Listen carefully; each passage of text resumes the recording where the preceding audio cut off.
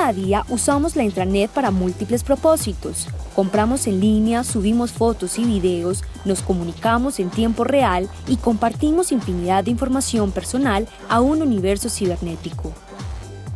La nueva era de la información y la tecnología llegó para facilitarnos la vida. Pero, ¿qué tan seguros son estas plataformas virtuales? ¿Quién tiene acceso a nuestra información? ¿Se está viendo comprometida y vulnerada nuestra privacidad? Descúbrelo hoy en nuestro programa de Campus Global.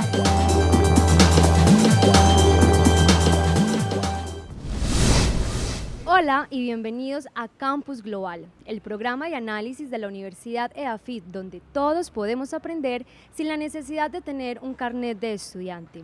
Para esta ocasión contamos con la participación del señor Diego Zuluaga, encargado de la información de seguridad de la empresa Isagen, el docente de la Universidad EAFIT, Juan Guillermo Lalinde, del Departamento de Ingeniería de Sistemas, y el director de nuestro programa Campus Global, Juan David Escobar. Bienvenidos los tres. Hoy hablaremos sobre ciberseguridad a propósito de los recientes ataques masivos a las redes. ¿Cuáles son los dichos alcances para las instituciones y personas de dichos ataques cibernéticos y las posibles medidas de seguridad que debemos de tomar para estos ataques?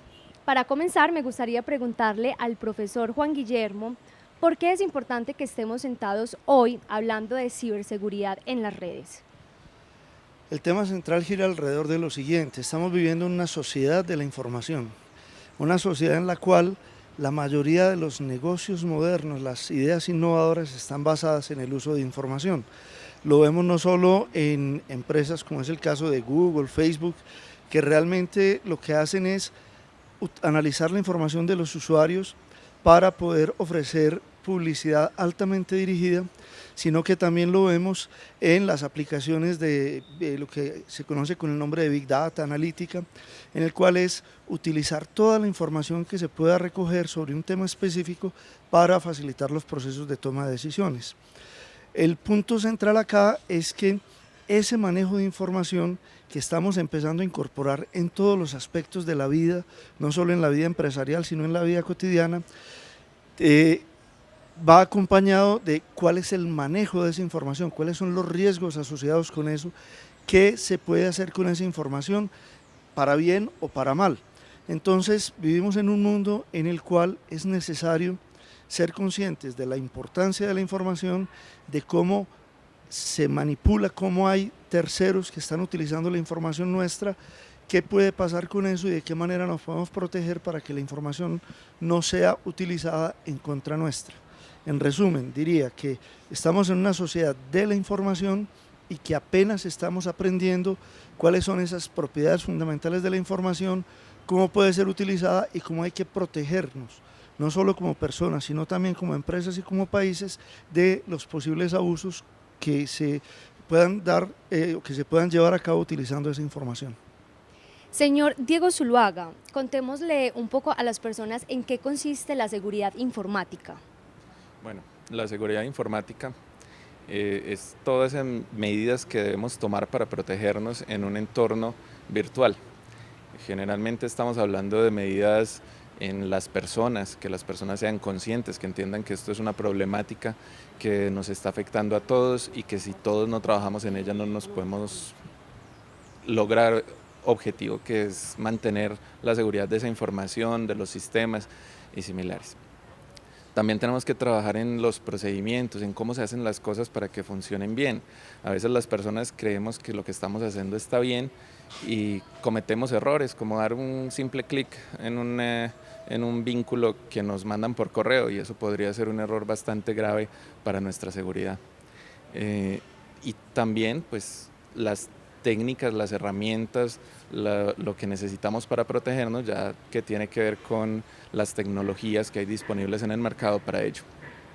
En general, pues lo que estamos buscando es protegernos de ese nivel de inseguridad que nos comentaba ahorita Juan Guillermo, donde ya ha llegado no solo a las redes de los hogares, no solo a las redes de las empresas, sino incluso a las redes estatales, a los gobiernos y ahora al mundo de las redes industriales, donde hemos tenido incluso en Ucrania 2 veces apagones generados por ciberataques. Entonces, es cómo buscar que una organización, una persona o el Estado o el sector que estamos protegiendo tenga las herramientas para protegerse adecuadamente. Recientemente, para mayo específicamente, fue un mes fatal para la ciberseguridad mundial. Se presentó un ataque masivo para más de 75 países como España, Italia, Rusia, donde se reportaron más de 45.000 casos de secuestros de datos de información. A estos usuarios, cuando ingresaban a sus computadores o a sus ordenadores, encontraban una pantalla negra con una ventana emergente roja que decía que debían pagar 300 bitcoins para que estos datos fueran devueltos. Bitcoin es esa moneda virtual preferible por los cibercriminales por su anonimato. Profesor Juan Guillermo Lalinde, ¿con qué tipo de programa o software se realizó dicho ataque y cuál era su principal objetivo? Bueno, aquí hay que tener presente lo siguiente, cuando uno habla de los ataques, realmente hay dos grandes categorías. Hay uno que son ataques basados en vulnerabilidades que ya han sido divulgadas, y hay otro que se conocen con el nombre de ataques día cero, que es cuando alguien encuentra que en un sistema hay una forma de forzar el sistema, de obligar a que el sistema dé acceso remoto o que permita realizar cosas para las cuales no estaba diseñado y que no lo divulga. Entonces puede utilizar esa información para tomar control de sistemas remotos. Cuando hablamos de este tipo de ataques podemos hablar del concepto de lo que son ciberarmas. Las ciberarmas básicamente las podemos dividir como en una serie de componentes. Hay componentes que se encargan de realizar el ataque, de propagar, de infiltrar el sistema enemigo, y está lo que es la carga útil, que la carga útil es básicamente aquella acción que lleva a cabo el arma. En este caso pues utilizaron unos medios de propagación que incluían ataques que permitían tener acceso remoto, pero tal vez la parte más importante aquí era cuál era la carga útil o el payload que llamamos técnicamente en el tema, y es simplemente lo que hacen es cifrar la información de los usuarios. La criptografía, que es básicamente el arte de transformar un mensaje para que solo aquella persona que tenga o aquellas personas que tengan la clave puedan recuperar el mensaje original, es utilizar esas técnicas criptográficas para evitar que la persona propietaria del sistema tenga acceso a los datos que están ahí. Y básicamente la noción de secuestro se da en el sentido de que es exigir un pago de rescate a cambio de entregar esa clave que va a permitir recuperar la información de manera original. De hecho, hay técnicas de ataque que se pueden replicar en distintas, llamémoslo, armas, que van a tener distintas payloads, distintas cargas útiles que van a llevar a cabo distintas tareas. Y básicamente estos son trabajos que se desarrollan en los bajos fondos, digámoslo de alguna manera, o a nivel de gobiernos. En esencia, lo que uno puede mencionar en este momento y que es importante es que la actividad alrededor de los delitos informáticos ya tiene todas las características del crimen organizado. Entonces hay gente que se especializa en encontrar vulnerabilidades y venderlas sin divulgarlas para que pueda ser utilizado en este tipo de armas, etc. Aquí básicamente hablamos de grupos de hackers que están utilizando unas vulnerabilidades para obtener un lucro económico. ¿Sí? ¿Estas organizaciones son anónimas? Yo diría que en ese sentido las organizaciones criminales han evolucionado incluso a niveles superiores de organización que lo que maneja muchas de nuestra industria, porque son organizaciones donde se conforman de manera virtual. Eso quiere decir que una persona puede estar vendiendo productos para un tercero como un clúster normal de negocios, o se puede ofrecer sus servicios al mejor postor, o se pueden unir para llevar a cabo una tarea específica. Hay muchos factores en los cuales, como lo mencionaba ahora, a veces es el crimen organizado tradicional que ha empezado a incursionar en estas áreas y que de hecho podríamos decir que son innovadores en ese sentido, pero también hay acciones que son llevadas a cabo por los gobiernos que están reclutando hackers, están reclutando gente entrenada técnicamente para trabajar en estas áreas con el fin de poder obtener ventajas, en algunos casos económicas, en algunos casos estratégicas. Estamos hablando de que en estas organizaciones ya está la participación de los gobiernos. Yo le quisiera preguntar al profesor Juan David Escobar, ¿cómo son manipulados estos ataques cibernéticos, estos secuestros de información para alterar la relación entre países? Bueno, básicamente las redes lo que permiten es aumentar la capacidad de interactuar con otros. Es una herramienta de comunicación, digámoslo así. En relaciones internacionales, la idea es que los estados o los actores políticos interactúan entre ellos positivamente, llegan a acuerdos, hacen negociaciones. Esa es la parte amable de la relación. Pero también hay una parte no tan buena, y es donde un estado intenta atacar a otro, hacerle un daño, obtener información del otro, o sea, espiarlo. Y digamos que el mandamiento supremo de las relaciones internacionales es espiémonos los unos a los otros. Y eso ha sucedido toda la vida y sucede. Entonces, a mí me interesa espiar al otro. Si le quiero hacer un daño, ¿cómo lo puedo hacer? O puedo influenciar al otro estado o a los miembros del otro estado. Entonces, podría poner unos ejemplos para mostrar esas tres cosas. Por ejemplo, hacer daño. Entonces, hace unos años, supuestamente por el traslado de una estatua en Estonia que conmemoraba a unos soldados rusos en la Segunda Guerra Mundial, el Estado de Estonia decide trasladar esa estatua para un cementerio y la población rusa se molesta por eso.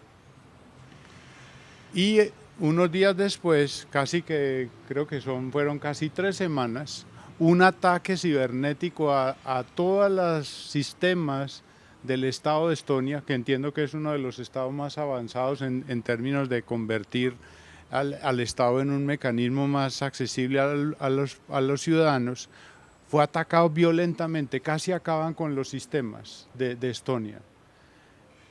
Obviamente eso era Rusia la que estaba involucrada, pero no hay forma de comprobar que era ellos.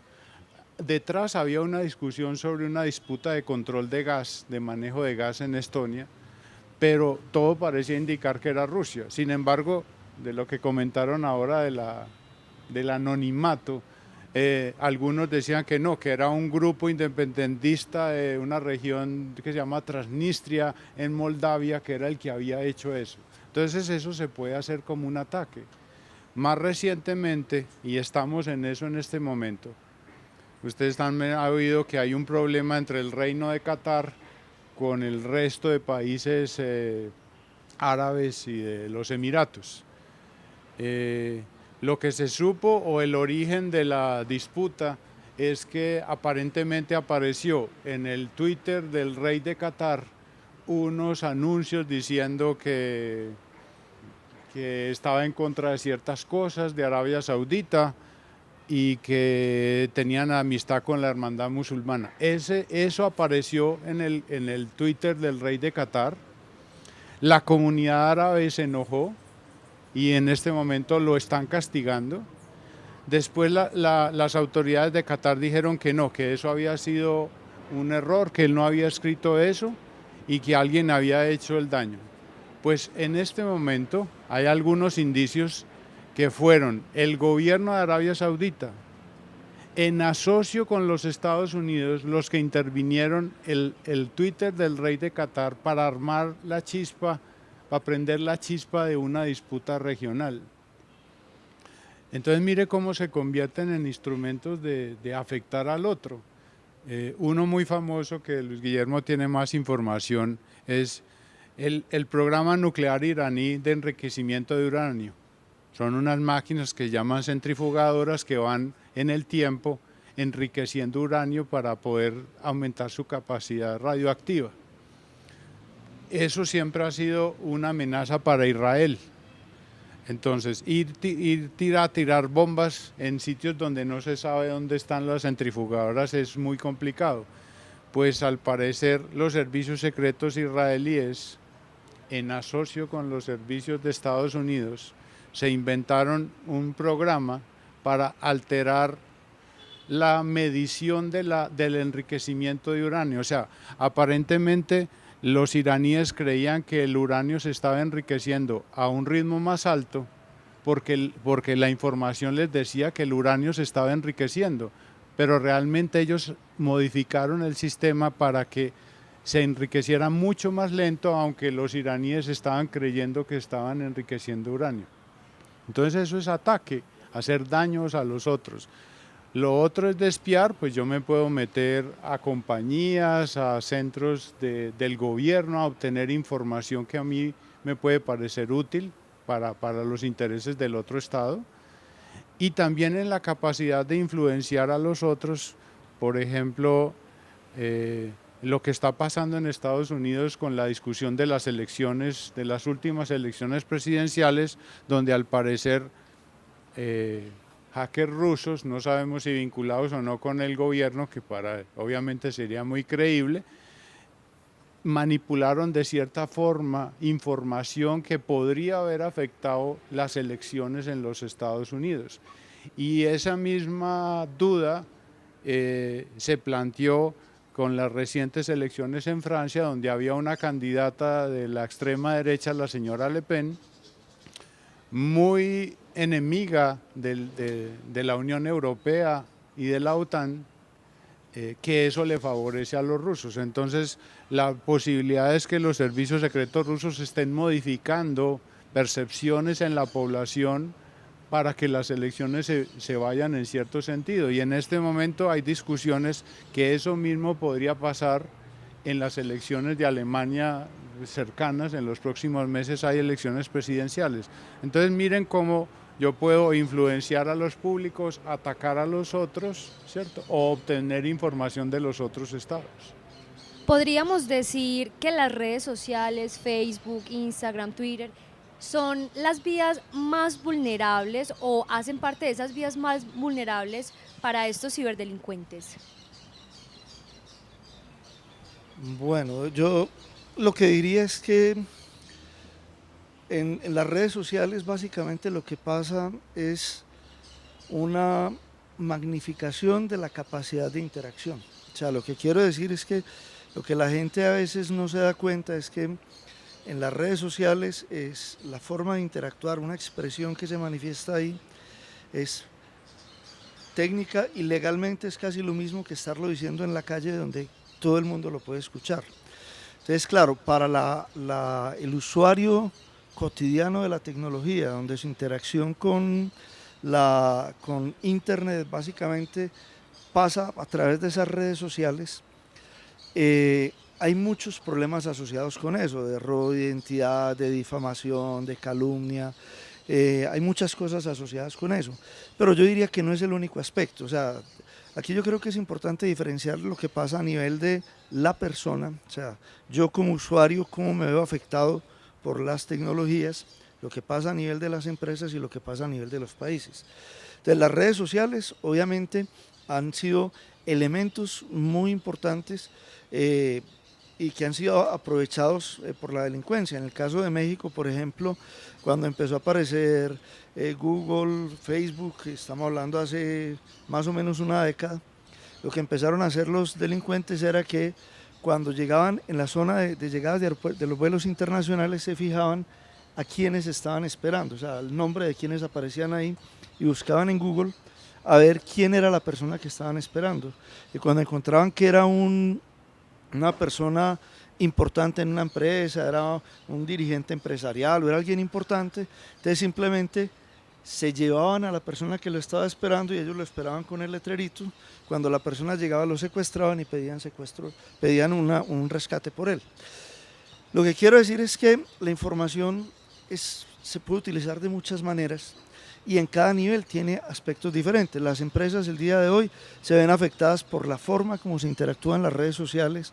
Muchos usuarios han aprendido que manifestando su opinión en las redes sociales pueden obtener ciertas ventajas. Y también se dan los casos a nivel de los países. Miren nada más, esta mañana escuchaba el hecho de que un tweet de Donald Trump tuvo como efecto una reducción, una disminución, una caída en todas las bolsas a nivel mundial por el conflicto con Corea del Norte sobre el ataque, sobre un posible ataque que están hablando hacia las bases de Estados Unidos en Seúl. Entonces yo diría que esto es un problema que es integral, o sea, son las redes sociales, pero es el tipo de software que utilizamos, es el hecho de estar conectados a internet, es los sitios web que visitamos, son todo ese tipo de cosas. Campus Global es un programa que está al servicio de la comunidad eafitense. Por eso tenemos una nota muy especial con Julián Andrés Naranjo, analista de sistemas y profesional de seguridad de la Universidad EAFIT. La Dirección de Informática tiene un papel fundamental en el manejo de la seguridad informática en los sistemas de información y la forma como se encuentran interconectados, toda vez que debe propender por la seguridad informática de la información que se almacena, se procesa o se transmite, y también del lado de los servicios que se les presta a los estudiantes y a todos los usuarios finales de los servicios que se ofrecen. La infraestructura tecnológica se encuentra diseñada en un esquema de seguridad por capas. Haciendo la analogía con el campo militar, se cuentan con anillos de seguridad que permiten proteger los servidores donde se encuentra la información que debe ser procesada en estos sistemas. Asimismo, se vela por la debida separación de los ambientes para que las redes donde se encuentran los usuarios, donde se encuentran los estudiantes, puedan acceder a los sistemas, pero con las debidas tecnologías que permiten definir cómo es la comunicación y cómo son las protecciones que permiten detectar posibles comportamientos de tráfico que no deben ser permitidos en las comunicaciones. La dirección cuenta con tecnología que permite proteger estos sistemas desde los perímetros de seguridad que se definen y también en protecciones de endpoint, o lo que conocemos como antivirus, que se instalan en los equipos de los usuarios finales. Actualmente se presentan amenazas que en su forma de ser son cada vez más sofisticadas y amplían el campo de acción que tienen sobre los sistemas que utilizamos. Este tipo de amenazas lo que buscan es de alguna forma comprometer la confidencialidad de la información por el robo de la misma, o también buscan realizar modificaciones no autorizadas de la misma información en donde se afecta la integridad.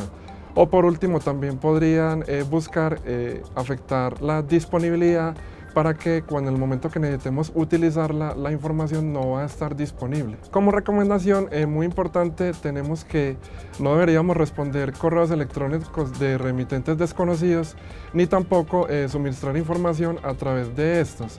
Hay casos que se nos han presentado con los estudiantes donde entregan este tipo de información como las contraseñas, y entonces aprovechan para que ya los correos sean enviados desde los mismos estudiantes afectados, es decir, que logran hacer una suplantación de identidad para hacer el ataque un poco más perfecto, porque al venir de una cuenta de usuario que es de la misma universidad, las personas creen que es un mensaje oficial y en el cual se va a poder redirigir, como hablábamos anteriormente, a un formulario en donde se va a poder entregar este tipo de información.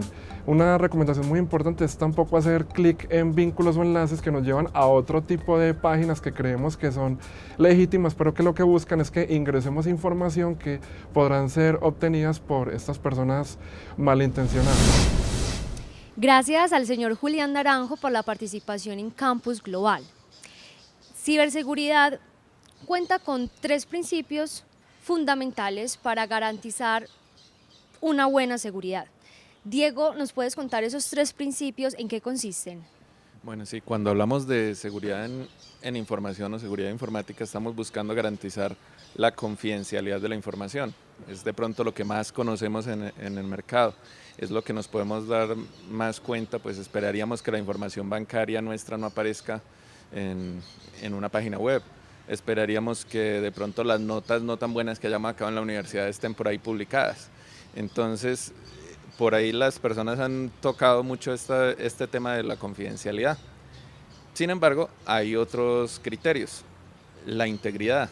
La integridad tiene que ver con que la información se mantenga como es y sea veraz. Entonces, por ejemplo, que el puntico en la nota de la universidad esté bien puesto y sea 5.0 y no 0.5, que tengamos en la cuenta bancaria un cerito más o un cerito menos puede ser bastante grave. Entonces se busca preservar esa integridad de la información, incluso pensándolo en cosas más grandes como lo que mencionaste de Stuxnet ahora, que era el ataque en Irán, pues que la información que estaban viendo si fuera la real. Entonces se la cambian y le cambian la integridad y ellos toman decisiones equivocadas, quemando las centrifugadoras y aplazando el programa nuclear de Irán 3 años, que le dio tiempo al gobierno estadounidense de negociar con ellos y a la comunidad internacional para que no hicieran la bomba nuclear. Y el otro criterio es la disponibilidad. Y la disponibilidad, aunque todos, por ejemplo, estamos muy acostumbrados a que estamos haciendo fila en el banco y nos dicen, se cayó el sistema, y bueno, esperamos, porque nos prima la confidencialidad, hay otras áreas donde la disponibilidad es aún más importante. Y es, por ejemplo, pues todos queremos llegar a nuestra casa y a las 2 de la mañana levantarnos a tomar un agua y prender el foquito y que funcione, porque esperamos que haya luz en nuestra casa. Si no protegemos la disponibilidad de ese tipo de sistemas, pues estaríamos fácilmente como en la fila, no, espere un ratico que prenda la luz porque no están produciendo energía en este momento. Entonces esos criterios, confidencialidad, integridad y disponibilidad, son los que buscamos proteger desde el punto de vista de seguridad en información. Proteger que las personas tengan los recursos disponibles cuando lo requieren de manera confidencial, es decir, solo hacia el público que requiere esta información, e íntegros, que sea la información que de verdad necesitas y la que es. Señor Diego, usted como integrante del área de seguridad de información de una empresa, para este caso Insagem, ¿cuál cree usted que son esos errores más frecuentes como empresa para facilitar el trabajo, el daño que hacen estos ciberdelincuentes? Bueno, pues principalmente lo que tienen las empresas es que a veces se les olvida que las empresas somos personas y que las personas hacemos lo mejor que podemos, pero si no sabemos qué es lo que hay que hacer, no podemos proteger la empresa. Entonces las empresas tienen que empezar por establecer unos buenos programas de conciencia y cultura y entrenamiento en seguridad de información, que les pueda decir a los trabajadores qué es lo que es adecuado hacer, cuál es la información confidencial, porque a veces simplemente yo no sé qué es confidencial y voy y charlo sobre eso en el metro, en un bus, en un taxi, y enseñarle eso, que es que hay ingeniería social, que alguien te va a buscar y te va a pedir daticos sobre la información que te va a parecer muy natural, una conversación natural, pero pueden estar sacando la estrategia comercial de tu compañía a punta de preguntas. O que puedes cometer un error y es darle clic, como lo mencionábamos ahorita, a un vínculo que te llegó por correo electrónico que parece muy bien, pero que era un correo no solicitado, y ese vínculo te lleva a instalar un malware como el WannaCry que mencionaron que ocurrió en mayo. Y bueno, ese es solo el factor de entrada, pero ahí afectaste a toda la empresa, porque el WannaCry necesitaba a alguien que le diera clic, pero él solito ya se replicaba en toda la compañía, usando una vulnerabilidad que le habían robado a la CIA y a la NSA unos mesecitos antes y habían publicado en Wikileaks. Entonces es poderle mostrar a las personas que las acciones que ellos tienen, que ellos realizan sobre la información son importantes y que debes pensar antes de realizar cualquier acción de esas y saber qué pensar, eso es lo primero.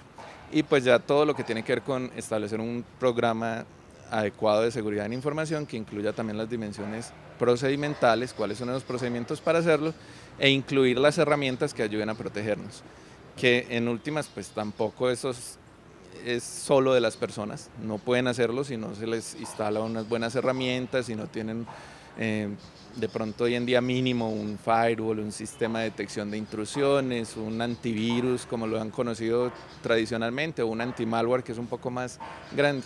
Algunas herramientas y técnicas de protección que hoy en día se tienen que tener. Y para lo que mencionaba Juan Guillermo, herramientas incluso que puedan detectar cosas anómalas, porque hoy en día lo que vemos es que el malware se está haciendo en el día a día. O sea, no estamos descargando cosas que fueron hechas hace 5 años, son cosas que se están haciendo en el momento en el que las estás descargando y que un antivirus no lo va a conocer. Entonces tengo que tener herramientas que puedan también identificar comportamientos anómalos y decir, esto está extraño, hay que analizarlo mejor. Entonces tiene que empezar toda la organización, los procesos, la tecnología para identificar, contener, erradicar esos problemas. Profesor Juan Guillermo, en nuestra vida cotidiana como personas naturales, ¿cuáles serían esos delitos más frecuentes y cuáles son esos errores que ya no como empresa, sino como personas individuales cometemos para estos ciberataques? Bueno, quiero empezar haciendo referencia a un documental que hizo la Open University de Inglaterra con la BBC, se llama Crímenes cibernéticos o ciberdelitos. Y quiero hacer referencia a eso es por la forma como lo presentan. Dice, ciberdelitos en el futuro simplemente delitos. Lo que quiero decir con esto es que antes hablábamos de los delitos donde se involucraban tecnologías informáticas como una rama aparte, y lo que ocurre actualmente es que todos los delitos están de alguna manera directa o indirectamente involucran tecnología. De hecho, uno puede hablar de delitos en los cuales la tecnología es infraestructura que utilizan los delincuentes, simplemente, por ejemplo, para coordinar el hecho de que un delincuente llame a otro o que le mande un mensaje de WhatsApp o alguna cosa de esas, implica ya que hay tecnología, implica que posiblemente hay una trazabilidad de lo que hicieron, etc. Hay también delitos en los cuales el objeto del delito es la misma tecnología, es destruir la tecnología como tal. Y hay delitos en los cuales el objeto es la información que está siendo procesada, que está siendo manipulada ahí.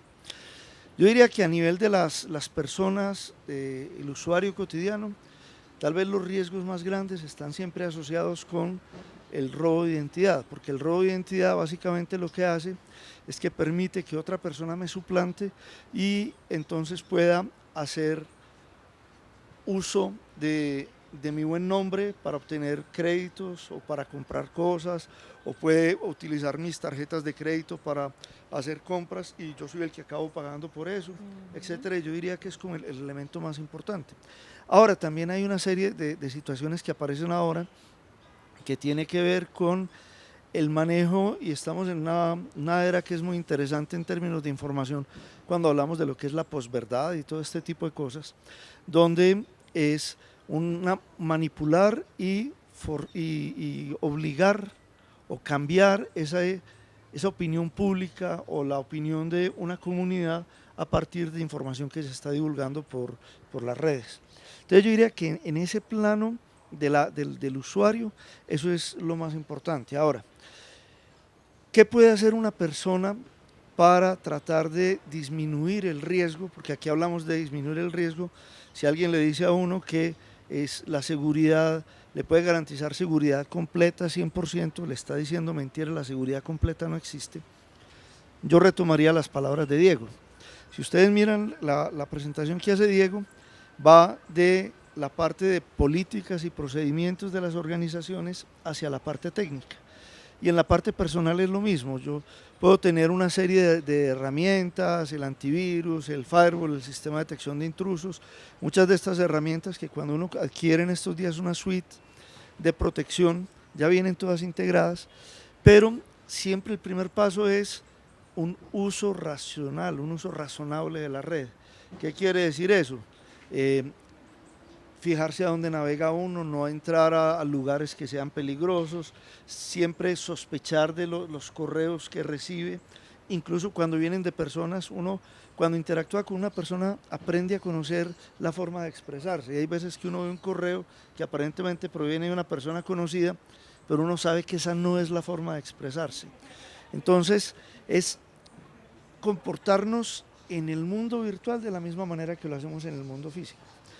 Por ejemplo, estas herramientas de las suites de protección, de seguridad que venden que incluyen el antivirus, que incluyen el firewall, detección de intrusos, protección de información privada, etc. Esas herramientas es importante tenerlas. Es lo mismo que cuando yo tengo un apartamento y la pregunta que me hago es qué tipo de chapa utilizo en el apartamento y si voy a utilizar una llave de seguridad. La realidad es que eso no me garantiza a mí que me va a proteger de cualquier robo. Básicamente lo que estamos haciendo, en un término muy coloquial, muy de la charla día a día que manejamos, es no dar papaya. Pero eso no quiere decir que no pueda haber unas estrategias de alto nivel que están altamente dirigidas y que tenemos que estar pendientes frente a eso. Entonces yo diría que lo primero y lo más importante es tener un uso razonable.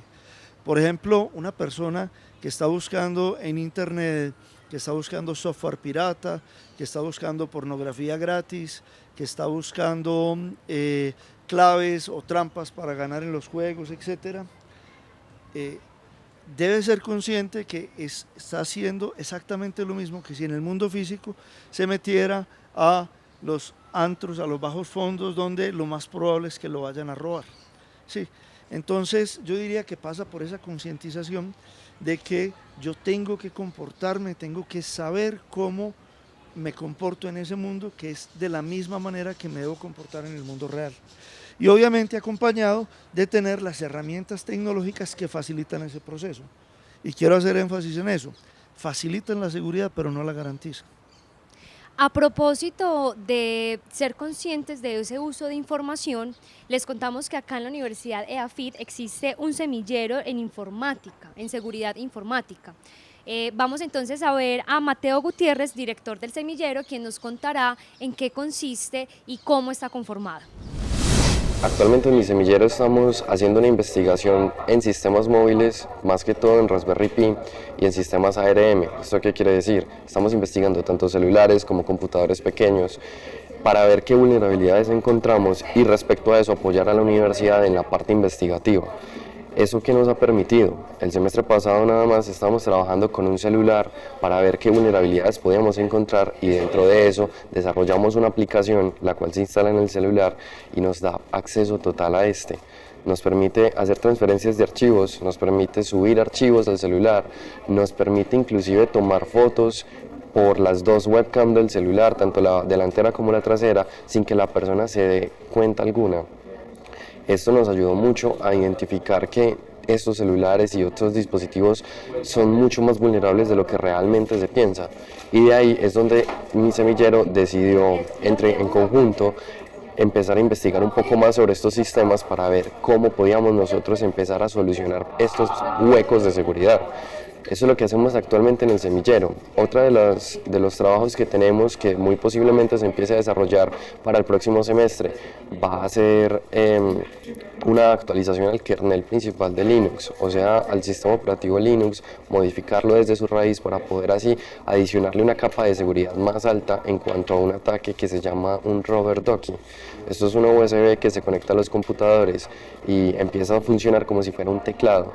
¿Qué permite esto al atacante? Puedes cargar un programa que se ejecute a punta de teclado y esto le permitirá al atacante transferir archivos o subir un virus o inclusive programar cosas dentro del computador sin que se dé cuenta. Esos son los dos proyectos principales que tenemos actualmente en el semillero. Aparte de esto, el semillero cuenta con un convenio directo con el Centro de Computación Apolo, y esto nos permite tener acceso también a la Universidad Purdue en Estados Unidos. ¿Esto en qué nos beneficia? Pues principalmente nos beneficia es en la parte en la que las personas que estén realmente interesadas en el semillero pueden entrar directamente en Apolo y así una vez que terminen el trabajo en Apolo podrán empezar a hacer sus prácticas en Purdue o inclusive llegar a trabajar con ellos. Eso es un motivante bastante grande, lo cual estamos tratando de desarrollar y poder ampliar un poco más esa confianza entre Purdue y el semillero y así poder obtener también beneficios como una mejor infraestructura de red, como un mejor conocimiento en seguridad, poder inclusive llegar a futuro a traer expertos de Purdue que den maestrías acá o, por qué no, mandar estudiantes a que hagan sus maestrías en seguridad en la Universidad de Purdue. Gracias a Mateo, esperamos que este semillero de seguridad informática crezca porque lo necesitamos como sociedad. Yo quisiera preguntarles si actualmente están sucediendo estos ataques cibernéticos, estos delincuentes están actuando y llegando a tal magnitud, ¿qué espera para el futuro la seguridad de la información? ¿Qué viene para el futuro? Bueno, yo creo que un punto central acá es el siguiente. Vivimos en una época de grandes desarrollos tecnológicos y esos desarrollos tecnológicos se pueden utilizar para bien o para mal, ¿no es cierto? Entonces, uno de los temas grandes que viene ahora, que lo estamos escuchando permanentemente, es el Internet de las Cosas, donde estamos hablando de equipos, sensores que van a estar conectados a la red. Hablamos de que una lavadora, una nevera, los televisores ya los tenemos todos conectados a la red, hay televisores que tienen cámaras incorporadas, tenemos todo ese tipo de tecnología. El problema no es que se estén diseñando tecnologías para cometer delitos. Lo que ocurre es que los delincuentes utilizan las tecnologías para cometer sus delitos. Entonces, quiero llamar la atención sobre dos cosas. La primera de ellas es que es necesario que en toda tecnología nueva que se diseñe, siempre se incorpore la seguridad como un criterio básico de diseño. O sea, la seguridad no se puede imponer después, la seguridad tiene que ser un criterio básico de diseño. La otra cosa es que vivimos en una época donde hay unos desarrollos tecnológicos muy fuertes y donde no solo las tecnologías de la información como las conocemos nosotros son las que están generando esas problemáticas. Hablamos de todo lo que pasa actualmente con la parte de la robótica, ¿sí? Los drones están siendo utilizados para vigilancia policial y están siendo utilizados para tráfico de drogas. Hablamos también de todo lo que tiene que ver con biotecnología, lo que tiene que ver con nanotecnología. Lo que nos ha enseñado la historia es que las tecnologías, independiente del origen que tenga, siempre han sido adoptadas por los criminales para mejorar el desempeño que tienen en sus delitos. Entonces, lo que tenemos que tener mucho cuidado en este momento es que todas las tecnologías incorporen esa noción de seguridad. Hemos hablado de la seguridad entre países, entre empresas, entre personas. Vale la pena hablar de Colombia. ¿Está Colombia preparada para los ataques cibernéticos? Ok, bueno, en Colombia se han hecho bastantes esfuerzos desde todos los niveles. Colombia ha venido trabajando muy inicialmente desde el 2005, se han visto desarrollos, trabajos desde el Ministerio de Defensa. Ya en el 2011 se sacó un documento COMPES, un documento de política económica y social sobre ciberseguridad y se crearon 3 instancias, que son el COLCERT, que es el Centro de Respuesta a Emergencias Cibernéticas Nacional, que nos protege en el ciberespacio y nos ayuda a tener los contactos internacionales para ello. El CECOC, que es el Comando Conjunto Cibernético, que es un ente que ayuda a proteger la defensa del país en el ciberespacio. Es del Comando Conjunto de las Fuerzas Militares. Entonces este es el que protege tanto al gobierno como a las infraestructuras críticas en caso de que se presente un incidente. Y el Centro Cibernético Policial, que sí había venido trabajando desde mucho antes, tal vez 2002 o similares, y que hoy en día tiene, por ejemplo, la página del CAI virtual, donde si somos víctimas de un delito cibernético o no, pero principalmente para este tipo de delitos cibernéticos, puede uno entrar y hacer su denuncia o preguntar o entender qué puedo hacer en una circunstancia de estas. Entonces, Colombia se ha ido preparando, incluso ya en el 2016 se sacó el segundo documento COMPES, de acuerdo con las recomendaciones de expertos nacionales e internacionales que estuvimos allí y que ayudan a que haya hoy en día una política nacional digital que ya no va solo a la información, sino, como lo hemos venido diciendo, a los sistemas administrados como el Internet de las Cosas o las tecnologías de operación que son las que controlan energía, agua, petróleos o similares. Entonces, se ha ido desarrollando y tenemos cada vez más capacidades. Colombia en la región es considerado uno de los líderes en estos temas, pero seguimos necesitando mucha fuerza de trabajo en el mundo. Esto es un área que está en desarrollo y que todavía no tiene las suficientes personas que trabajen en esto. Creo que ese es el resumen. En Colombia vamos trabajando bien, es uno de los líderes regionales. Por ejemplo, en el sector eléctrico también tenemos guías de ciberseguridad desde el 2012 y pues se han ido desarrollando cada vez más iniciativas en la materia. Para ir cerrando y finalizando nuestro programa, yo saco una conclusión en general y es que hay que ser precavido, no confiar en nadie y estar totalmente informado de todos esos medios donde manejamos y ofrecemos cada segundo nuestra información. Brevemente cada uno, ¿cuál es la idea principal que cada persona debe tener clara a la hora de hablar de ciberseguridad o de seguridad informática? Bueno, yo diría, y repito algo que mencioné antes, que es lo siguiente, es ya lo que es ese ciberespacio, ese mundo virtual ya forma parte de la cotidianidad. Eso quiere decir que no somos dos personas distintas, uno que vive su vida diaria relacionándose en el trabajo, con la familia, etcétera, y otra que vive en el ciberespacio, sino que el ciberespacio es una dimensión adicional que forma parte de nuestra vida cotidiana. Y eso quiere decir que debemos tomar las mismas precauciones que tomamos en el mundo real, las debemos tomar en el mundo virtual. Ser conscientes de que no todo es bueno, de que hay delincuentes, de que hay riesgos asociados y entonces tener esa disciplina y esa conciencia de que lo que hacemos es adecuado y que somos responsables de lo que estamos haciendo.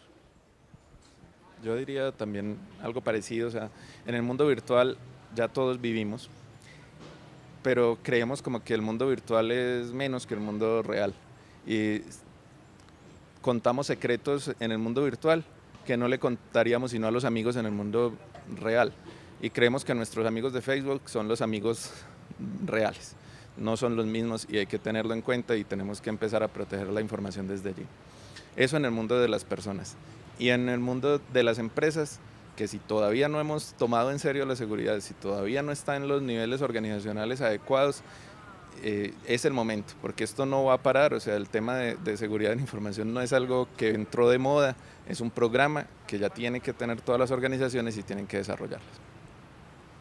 Bueno, yo agregaría simplemente que estamos entrando, como dice Juan Guillermo, en un mundo de más información, pero eso no implica que la gente confíe. O sea, se nos ha olvidado de que hay que verificar la información. El hecho de que algo salga en internet no significa que sea cierto. Que alguien nos diga algo no significa que sea verdad. No estoy diciendo que nos volvamos paranoicos o no le creamos a nadie, pero tenemos que ser racionales en el sentido de que la información no porque aparece en un sitio es real.